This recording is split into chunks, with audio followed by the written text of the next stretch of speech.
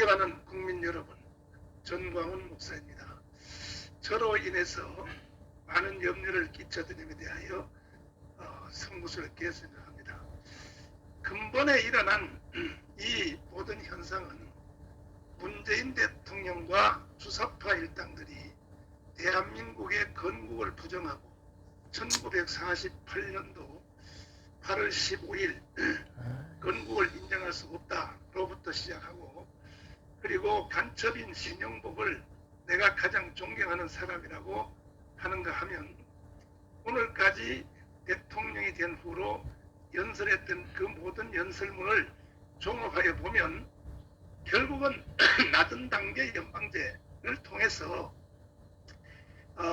이 대한민국을 해체하고 북한으로 편입하려고 하는 이 범죄적 행위에 대하여 국민들이 이제 그 모든 사실을 알고 분노하여 광화문으로 뛰어나온 것입니다. 그 후에도 작년에 우리 광화문 운동을 진행한 후에도 이제 계속해서 부동산 또 정책이라든지 또 이 폭우, 홍수 이러한 것에 대한 대치라든지 이 모든 경제적인 파탄 이러한 것을 자신의 범죄적 행위를 숨기고 또 국민들에게 이것을 거짓말로 프레임을 뒤집어 씌워서 마치 정광훈 목사가 이 중국 우한 바이러스 사건을 전파하는 이러한 사람으로 매도해서 모든 책임을 지금 관심사를 저한테로 옮기려고 하는 이 범죄적 행위를 저는 결코 좌시할 수 없습니다. 이번에 일어난 그 우리 교회의 바이러스 사건만 봐도 우리는 작년에 시작된 이 바이러스 사건 이후에 가장 우리가 선제적으로 잘 대응해 왔기 때문에 손 씻기라든지 모든 집회 전에 발열 체크, 마스크 착용, 또 등록 쓰는 것을 비롯해서 철저히 이것을 우리가 방역에 대해서 앞장서 왔기 때문에 사실은 바이러스 사건이 터진 작년 이후로 우리가 기록을 세웠습니다. 이번에 터진 사건까지도 우리 교회가 온 이 바이러스 사건이 제일 마지막에 오게 된 거거든요. 그 전에는 저희들이 단 한 건도 이런 일이 없었습니다. 그런데 사실 왜 이런 일이 일어났을까 하는 것에 대해서 제가 가만히 생각하는 중에 전에 일어났던 우리 교회에서 이 대량의 바이러스 감염 사태가 있기 바로 전에 한 5명의 제보자들로부터 제가 그 제보를 받은 바가 있습니다. 바이러스 테러가 우리 교회 안에 숨어 들어온다. 그래서 나는 그때 들을 때 이게 설마 인간이 사는 세상에서 아무리 악한 공산주의자고 아무리 악한 주사파도 그런 짓을 할 수 있겠느냐. 저는 사실 그 말에 대해서 별 관심을 안 가졌습니다. 근데 막상 이 사건이 딱 터지자 심정적으로 이것은 반드시 바깥에 불순분자들의 이 바이러스 테러의 사건이 우리 교회에 일어났다 하는 것을 제가 느끼게 되었습니다. 그 후에 작년에 제가 광화문 운동을 하면서 문재인 하야 운동을 주도하면서 청와대 앞에 비닐 텐트를 치고 그야말로 문재인 대통령 절대로 이 헌법하게 대한민국 해체 국가 부정 여기에 대해서 국민 앞에 사과하고 앞으로 나머지 임기 동안에는 절대로 그렇게 하지 않겠다 하는 것을 국민 앞에 사과하라고 저희들이 청와대에서 비닐 텐트를 치고 강력히 저항하자. 이게 저는 문재인 대통령에 대하여 요구를 했는데 반응이 북한으로부터 오게 되었습니다. 여러분 많이 들어서 아시겠습니다만 우리 민족기라고 하는 북한 방송이 있지 않습니까? 거기에서 거의 매일같이 뭐 정광훈을 죽여서 땅에다 묻어라, 뭐 정광훈을 감옥으로 보내라, 뭐 이런 말들을 계속하게 되었습니다. 그렇게 하니까 그 다음에는 이제 청와대가 반응을 하기 시작하는데요. 그 다음에는 또 이 시민단체, 좌파 시민단체들이 또 그 북한 선동에 그대로 또 따라서 행동을 하고, 그걸 또 이제 경찰에다 고발을 하고, 그 다음에는 이제 언론들이 또 거기에 주사파 언론들이, 우리나라의 언론들은 거의 다 주사파 언론으로 바뀐 것 같습니다. 이번에도 또 겪어보니까.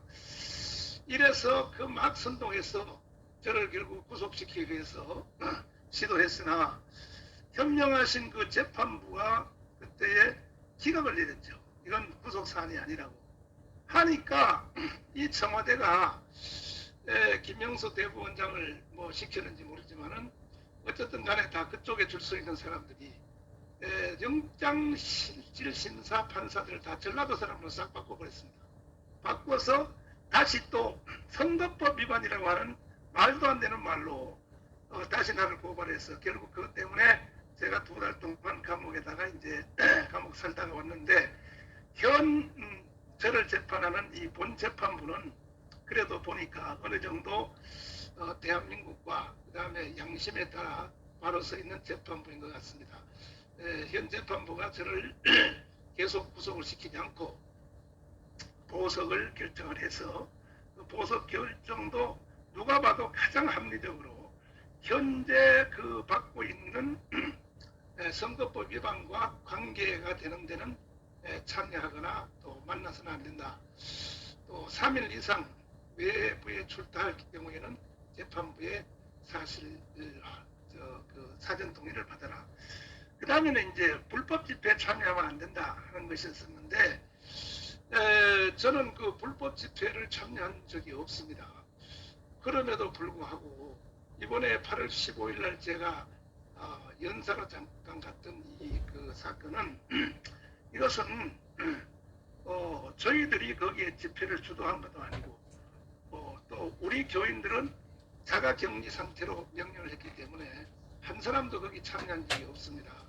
단지 이제 그 대회를 주최했던 서울행정법원의 허가를 받아서 진행했던 그 일파만파, 그 다음에 또 부정선거 단체를 허가받은 그곳에 제가 연사로 초청을 받아서 가서 5분 동안 연설하고 바로 차를 타고 왔습니다. 그럼에도 불구하고 우리나라의 이 가짜 언론들, 주사파 언론들이 뭐 저를 보고 뭐 보석 조건을 어겼다느니, 아니 그들은요 보면 아예 우리나라의 모든 헌법 위에 있어요. 우리나라 언론들이 기정사실화하고 저를 보고 이미 그 어겼다. 그 다음에 또 뭐 자가격리법을 어겼다. 저는요 강화문에서 그 연설하기 전까지 셋인데요. 그 전까지는 제가 자가격리 통보받은 적도 없습니다. 단지 소문에 나를 강화문에 못 나가기 위해서 자가격리 통보를 온다 하는 소문을 듣고, 제가 그날 연설 중에도 나를 여기 못 나가게 하기 위해서 행정당국이 자가 조치를 취한다 하는 말을 들었다.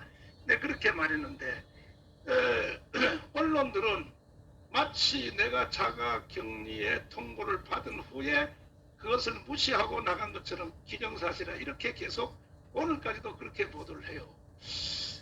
그 후에도 또 문재인 대통령이 나 개인을 딱 찍어서 뭐 국가 방역을 정면 도전하는 행위에 대해서는 뭐 조치를 하겠다 이렇게 말을 하니까 장관들이 또 따라서 그 말을 다 같이 하고, 그 다음에 총리가 정세균 총리도 거기 또 줄을 서서 또 이야기를 하고, 그 다음 뭐 밑에 예하 단체들 뭐 보건소 모든 이 구청, 심지어 우리 구청장은 내가 그 여기 병원을 오기 전에 집에서 사실은 밖에도 나가지 않고 자가 격리 상태에 있다가 보건소에 안내를 받아서 저녁 7시에 이제 출발하게 되었는데, 이걸 가지고 정강훈 목사가 도망갔다.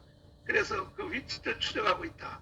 이런 페이스북에다가 올렸어요. 보니까 아예 그냥 그 출발은 그 북한의 그 매체인 우리 민족끼리의 방송으로부터, 그 다음에 이제 청와대, 그 다음에 그 내각, 시민단체, 언론 전체가 하나가 되어서 이런 짓을 계속하는 걸 보고 야, 대한민국이 앞으로 이제 드디어 종말이 가까워지지 않겠는가 하는 이런 제가 위기감을 느끼게 됩니다. 그러나 그래도 건국 후로 70년 동안 대한민국 정신과 또 자유민주주의 시장경제라고 하는 이 정신이 심지어 잠시 일시 속아 있는 속칭 대깨문까지도 이미 벌써 자유민주주의 시장경제에 대해서 맛을 봤고 여기서 태어났고 여기서 젖어 있기 때문에 일시 주사파와 문재인에게 속아서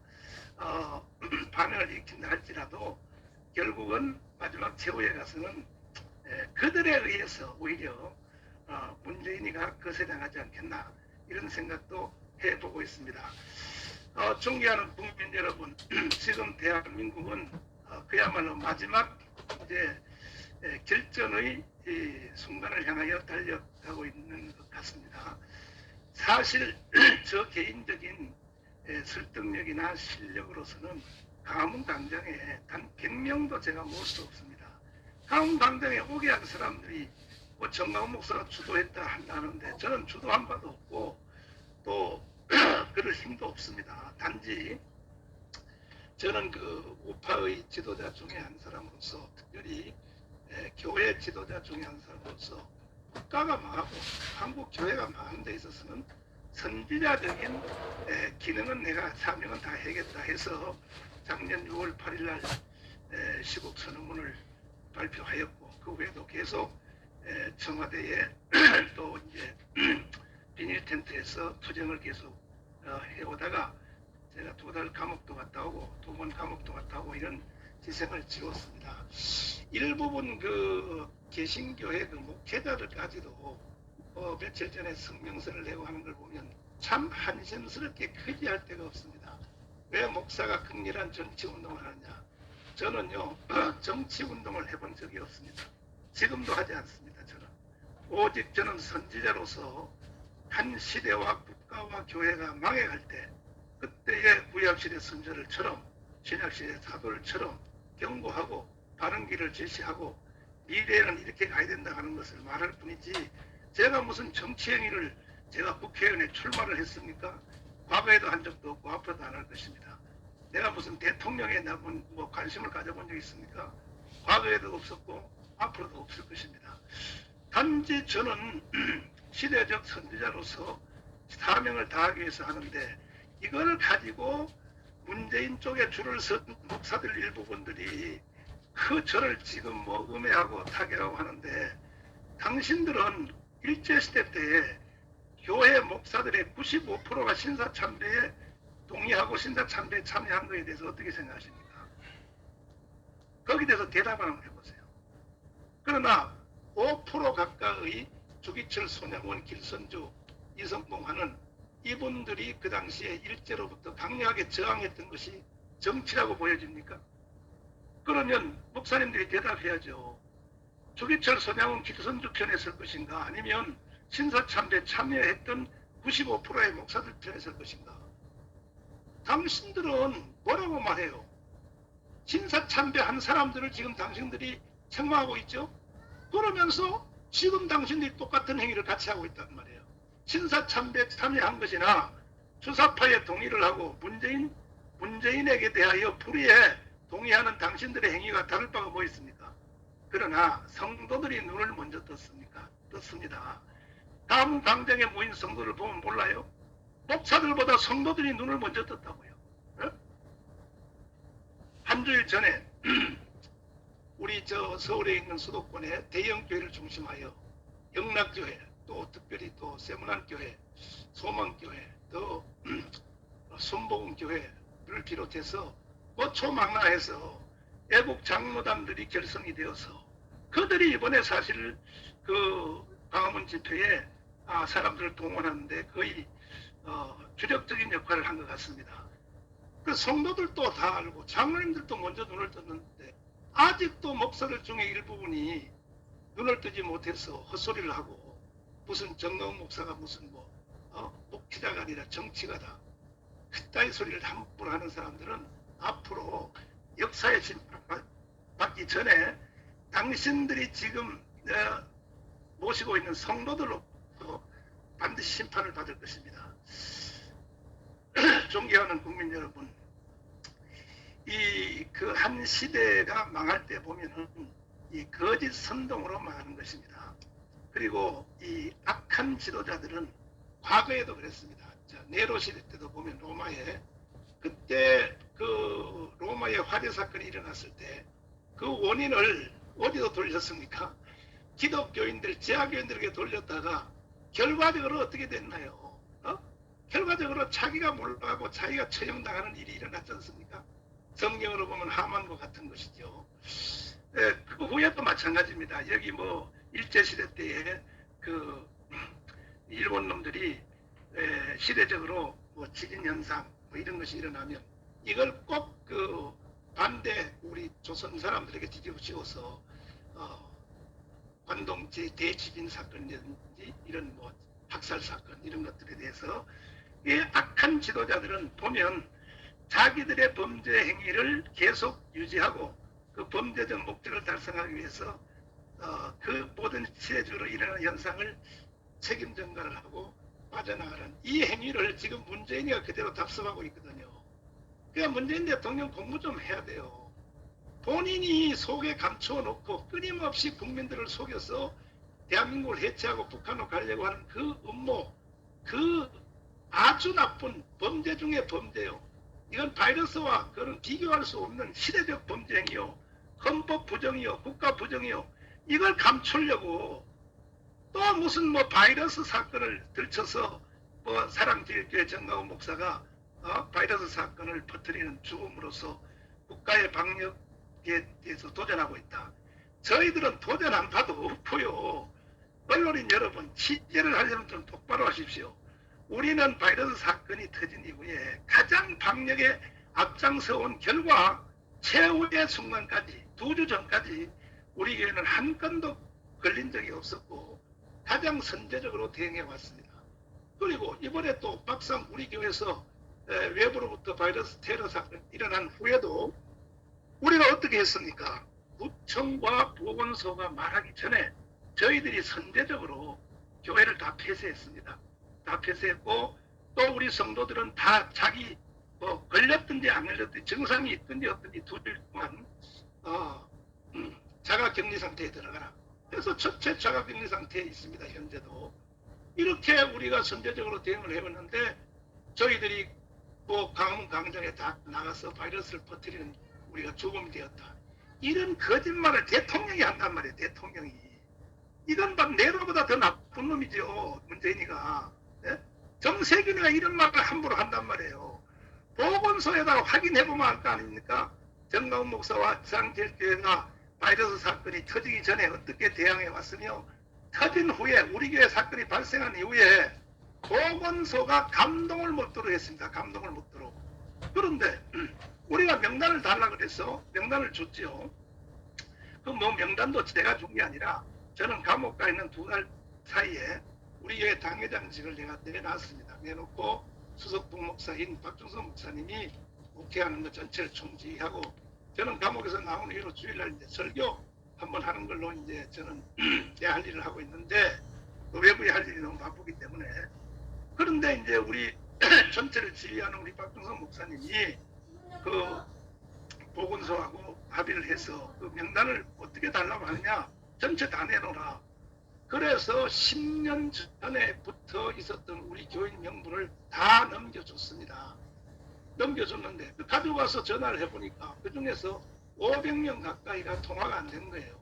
그 통화가 왜 안 됐냐? 10년치 달라고 하니까 10년치를 다 줬더니 그 10년 사이에는 우리 교회를 다니다가 그만두고 다른 교회를 간 사람도 많고 또 우리 교회 다니다가 또 이제 그 전화번호를 핸드폰 번호를 바꾼 사람도 많고 해서 그것이 500명입니다. 그런데 이걸 가지고 허위 명단을 제출했다. 신천지와 같다. 이런 식으로 정세균과 이 행정당국이 이렇게 우리 교회를 몰고 가는 겁니다. 아니 그걸 허위 명단이라고 합니까? 그래서 보건소에서 항의를 해서 명단 달라는 거 다 줬는데 그중에 500개는 과거의 명단 교회 다니다 그만둔 사람, 다른 교회 간 사람까지 명단이 들어있는데 이걸 가지고 허위 명단을 하느냐? 그래서 새로 정돈해 달라고 해서 새로 정돈해서 우리 변호사들이 다 제출했습니다. 그래서 이러한 거짓말, 뭐 정강훈 목사가 자가격리법을 무시했다. 저는 자가격리법을 무시한 적이 없습니다. 제가 강원 광장에 가서 연설할 때는 오후 3시인데 자가격리로 대상이 통보된 지금 오후 6시입니다. 제가 통보받는 것은. 그러나 그 전에부터 나를 자가격리로 묶어서 강화문에 못 나게 한다는 소문이 많이 들렸던 것을 내가 연설 중에 했던 것입니다. 전방위적으로 지금 청와대 그리고 또 여기 각 정부 보건복지부를 비롯해서 그다음에 총리 또 그다음에 구청 보건소 전체 그다음 언론까지 합해서 정강훈을 죽이려고 총력 나섰는데 저는 죽지 않습니다. 왜 안 죽느냐 아십니까? 하나님이 제 편입니다. 막상 저를 감옥에 보낸다고 치십시오. 제가 다시 감옥에 제가 갇힌다고 제가 죽습니까? 감옥에서도 나는요 내 할 말 다 할 것입니다. 계속 이런 식으로 역사의 교훈을 받아야 됩니다. 절대로 거짓이 진실을 이길 수가 없는 것입니다. 차라리 지금이라도 문재인 대통령이 전 국민들에게 나는 이제 더 이상 국가 부정을 하지 않겠다. 1948년 8월 15일 건국을 인정할 수 없다. 그런 말 하지 않겠다. 그다음에 간첩들에 대해서 난 존경하는 사람이라고 말하지 않겠다. 제주도 4.3 사건 가서 뭐라고 연설했나요? 먼저 꿈꾸던 자들을 박해한 정부가 사과할 것이니 정신 나갔죠. 저 문재인은. 제주도 4.3 사건이 먼저 꿈꾸던 자들입니까? 이런 범죄적인 말을 듣고도 우리 국민들이 가만히 있으니까 우리 국민들이 너무 착하니까 점점 도를 더 넘어서 4.15 총선을 사기극 선거를 통해서 의회까지 이제 완전히 장악해서 보십시오. 결국 뭘 만들었습니까? 아니 국회의원들이 3분의 2 세력을 장악을 했으면 대한민국을 선한 길로 인도를 해야죠. 겨우 한다는 짓이 주한미군 철수를 전제로 한 종전협정에 서명한 사람이 173명입니다. 이게 말이 되겠습니까 이것이? 이런 짓을 계속 하니까 문재인 대통령은 앞으로 역사와 대한민국의 헌법 앞에 반드시 심판을 받을 것입니다.